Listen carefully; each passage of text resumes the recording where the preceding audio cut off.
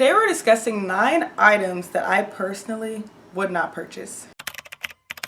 I feel like I'm always telling you all about items that I love and that I recommend and da da da da. But these 9 items I would not purchase, not because they're not good items, but for other reasons that I will state if you stay tuned. The first item is the Givenchy shark boots. To know me is to know that I actually really love Givenchy. I love the mini Antigona. It's one of my favorite bags since high school. I don't dislike the shark boots. Let me get that straight. I don't think the shark boots are ugly. I think they're actually very, very cool, very edgy. I would not buy them because I think they're very trendy. I think in a year, no one will be wearing the shark boots. And when we look at the price of these shark boots, I personally am not willing to spend that much money on an item that I think will be out of style in the next year. I think it makes a lot more sense to buy a pair of boots that are more of a staple that'll be around for a lot longer. Maybe it's a simple long boot with a heel.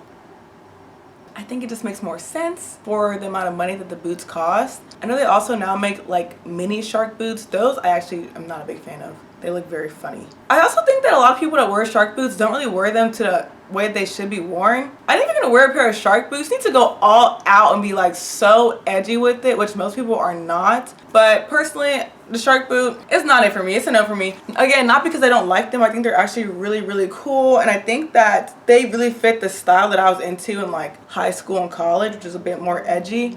But again, they're just a little bit too trendy for me. So that's why I personally would never buy them. But you can buy them for me. That's fine. Next is the Chanel Classic Flap. Oh my gosh, oh my gosh, oh my gosh. Don't get me wrong. I think this bag is one of a kind. So gorgeous. But as many of you know who are into fashion and luxury the way that I am, the Chanel Classic Flap has increased in price astronomically and the quality has decreased astronomically. There are so many videos of people walking into the Chanel store, seeing a brand new bag that has never been worn with bad stitching, corners messed up, the flap is not aligned, just so many quality issues for a bag that costs more than a Birkin.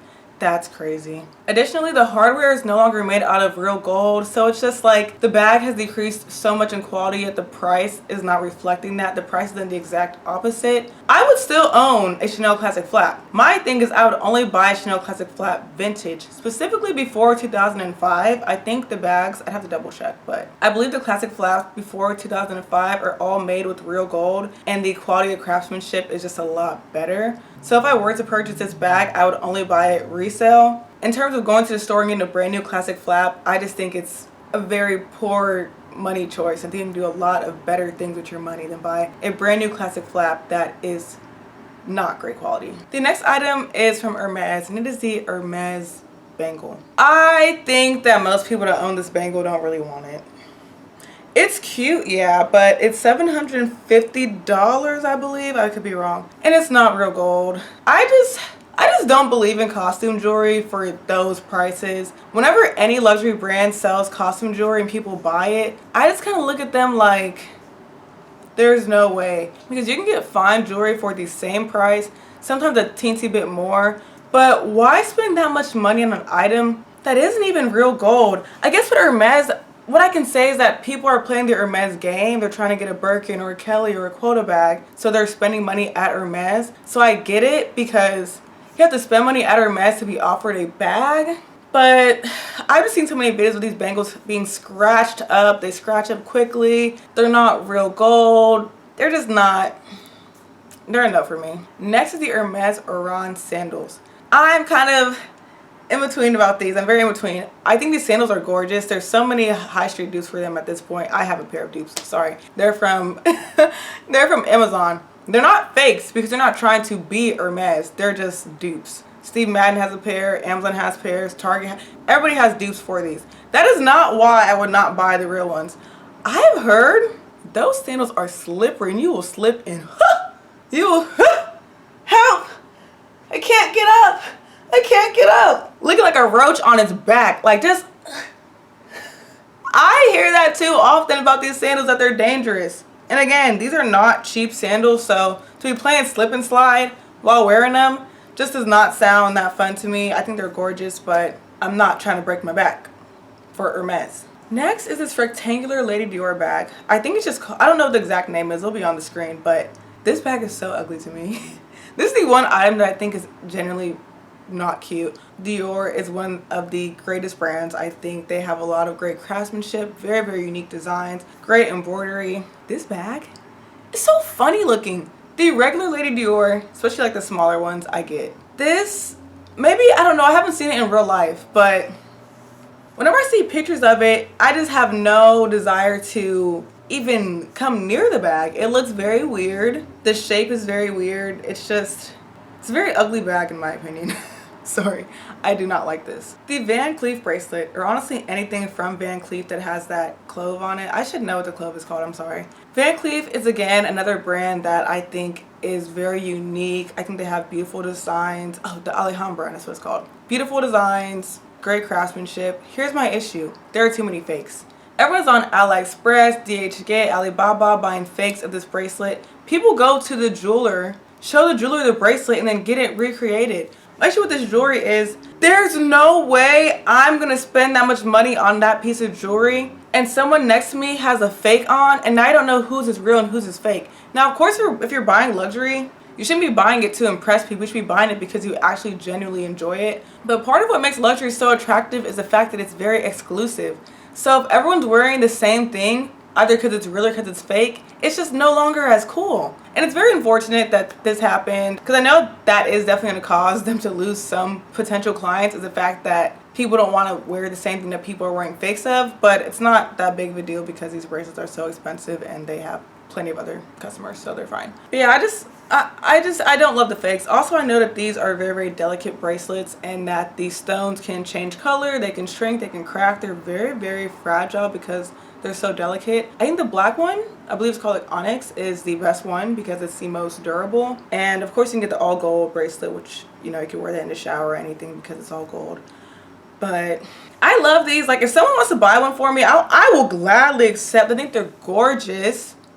I think they're gorgeous. I just don't appreciate how many fakes there are. And it makes me not want to own it. No, that makes me not want to buy it. That's the difference. For the next two items, it's the exact same story. One is a Cartier love bracelet. The other one is a Cartier nail bracelet. I don't know what it's called. Both of these, too many fakes on the market. Too many people wearing fakes of them. I'm like, ugh, I'm over it. Again, these were very, very unique designs when they first came out. Cartier still makes a ton of money from these two bracelets, but they're faked way too much. And it's another item that whenever I see someone wearing it out in public, I just always question whether or not it is real. And so because I'm questioning that, I don't want to own it. Because I don't want someone to look at my stuff and be like, is that real? Yes. Yes, it is. But I don't know.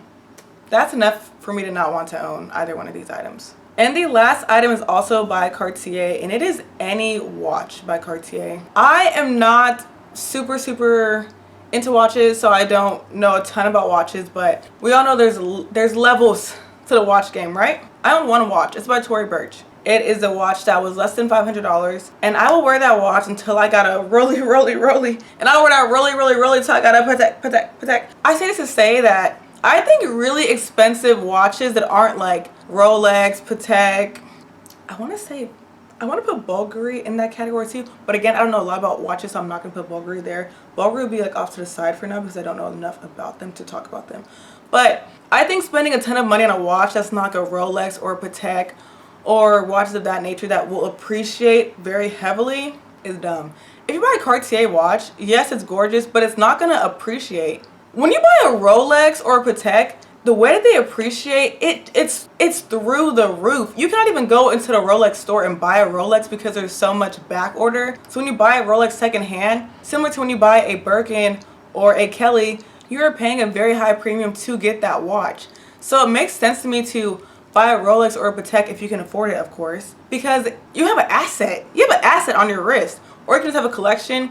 You can pass those down to your children. Like they just make so much more sense to buy. But to spend almost the same amount, maybe a little bit less, Patek's in its own category, sorry. To spend a little bit less to get a Cartier watch or a Gucci watch or Louis Vuitton watch, just all these brands that don't specialize in luxury watches, I think it doesn't make sense. I think instead you might as well just go lower and get you a Michael Kors watch, a Tory watch, a Coach watch, just any watch that's not thousands. If you're going to spend upwards of $1,000 on a watch, I don't think it makes sense if it's not at least a Rolex or just a watch that will really appreciate. I think if you're not willing to spend that much on a watch or you don't have the money to, then you might as well just get a nice little chill watch, get you a little diesel watch, get you something real chill, you know? Like a Calvin Klein watch, an Anne Klein, like something more simple. I think if you're not gonna go all the way with the watches, then come all the way back over here. Just because it does not make sense financially.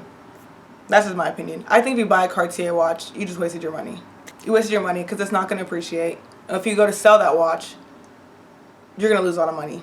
Of course, if you're buying fashion and luxury, I'm hoping you're buying it because you want to keep it, not just because you want to sell it. But some items, such as like, you know, Hermes bags and certain watches, people do buy them just to resell them, which makes perfect sense because you're gonna make your money back and then some. But I just think that you never really know if you're gonna love an item long term. There's always that risk whenever you buy luxury, so I think it's best to buy something, hope that you're gonna enjoy it, but be smart and strategic about buying it. And if you know that the resale value is going to drop tremendously, then maybe reevaluate if you should make that purchase. Okay. Alright ladies, those are a few luxury items that I personally would not buy for various reasons. Again, they're all, for the most part, besides one, they're all gorgeous items. Like I think they're all really well crafted, unique designs, very nice. But there's a reason why I wouldn't buy each one. Again, if you want to buy it for me, I'm not gonna tell you no. I'm not gonna tell you no, hey! But I'm personally not gonna spend my own money on those. So that's just my personal opinion.